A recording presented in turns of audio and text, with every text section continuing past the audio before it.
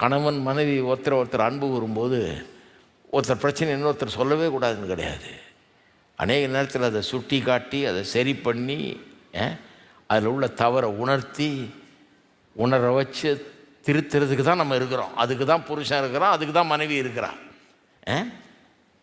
ஒருத்தர் சொல்கிறார், ஒரே நெய்யின்னு போட்டு ஒரே தொல்லையாக லொல்லாக இருக்குது வீட்டில், தாங்க முடியல, நெய்யின்னு.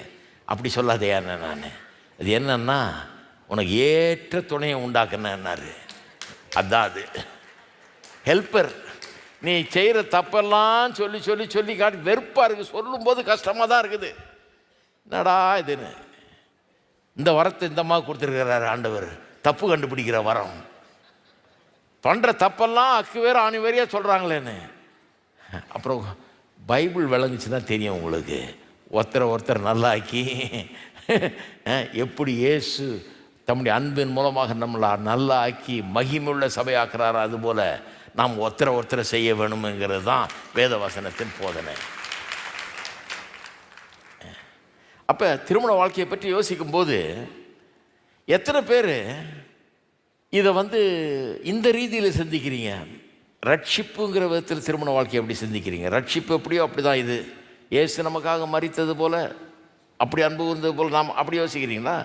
திருமண வாழ்க்கையை பற்றி உலகத்தில் எடுத்துக்கிட்டிங்கன்னா, இப்போ லைப்ரரியில் போய் திருமண வாழ்க்கையை பற்றி எதாவது படிக்கணும்னு தேடினீங்கன்னா எங்கே வரும்? அது எத்திக்ஸ் செக்ஷனில் இருக்கும். எத்திக்ஸ் அப்படின்னு ஒரு பாடம் இருக்கு இல்லையா? நெறிகள், நல்ல நெறிகள், இதெல்லாம் என்னன்னு அதில் வரும்.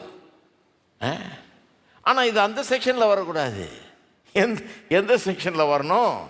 இது the doctrine of atonement, the doctrine of the cross, சிலுவை குறித்த உபதேசம், ரட்சிப்பை குறித்த உபதேசம்ன்றதுல வரணும். அதுதான் உலகத்தில் மிஸ்ஸிங். ஏன்னா அவங்க இயேசுவை ஏற்றுக்கொள்ளலை, இயேசுடைய சிலுவையும் அவங்களுக்கு விளங்காது, அவங்களுக்கு இது என்னென்ன விளங்காது. வெறும் எத்திக்ஸ் செக்ஷனில் போட முடியுது. நாம் கிறிஸ்தவர்கள் இதை எந்த செக்ஷனுக்குள்ளே கொண்டாந்துட்டோம்?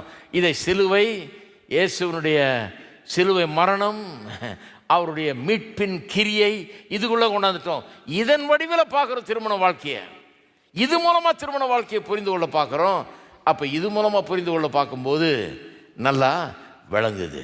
ஏன் திருமண வாழ்க்கை உலகத்தில் தோல்வி அடைகிறது தவிர வேறு வழி இல்லை நிறைய நேரத்தில். ஏன்னா திருமண வாழ்க்கையை பார்க்க வேண்டிய இந்த மாதிரி பார்க்குறதுக்கு வாய்ப்பே கிடையாது. ஏன்னா அதுக்கு கிறிஸ்துவ அறிஞ்சிருக்கணும், கிறிஸ்துவனுடைய சிலுவை குறித்து அறிஞ்சிருக்கணும். கிறிஸ்தவர்களுக்கு தோல்வி அடைய வாய்ப்பே கிடையாதுன்னு நான் சொல்கிறேன். இதை புரிஞ்சு வச்சுருந்தாங்கன்னா தோல்வி அடையவே முடியாது திருமண வாழ்க்கையில். ஏன்னா இந்த ரட்சிப்பை குறித்த உபதேசம் அவருடைய திருமண வாழ்க்கையை காக்கும். இன்னைக்கு என்ன ரட்சிப்பை குறித்த உபதேசத்தை பேசணுமா?